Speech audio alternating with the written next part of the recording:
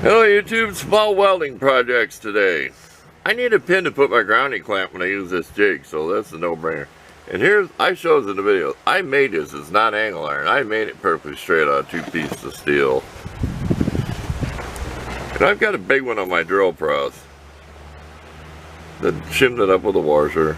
I mean, you can adjust them, but that was easier, but let's see if it'll.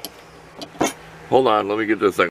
There we go. Now we got somewhere to put our grounding clamp when we're using this little jig over here. Just, you're really, you're not really not supposed to use this as a ground to ground your pieces, but they're clamp tight enough for spot welding. Just a scrap piece, there's a groove in there, but it was tapered while I used it. So get the welds on. So we'll get this done, and we got a couple other little things we're going to put in this video. Okay, I think that'll do for this short video. It is getting hot out. Here's my ground clamp. I haven't cleaned up the welds. Even cleaned up my clamp.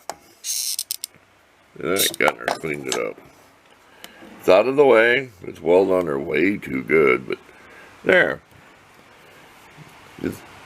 You do get a good enough ground to spot weld, but I really don't believe in. Man, that's blowing that out. That's so shiny.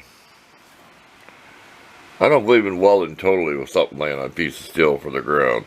That's just to get your spot welds going, because that's why I'm going to keep that really clean.